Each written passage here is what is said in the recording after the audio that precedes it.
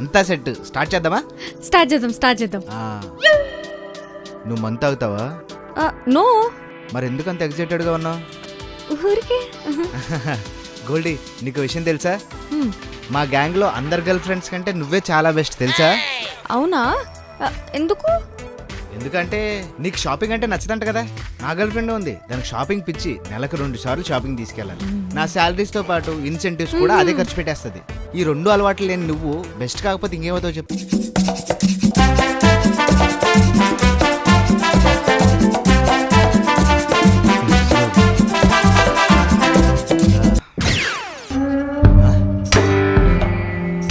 రే, stuff ఏదిరా?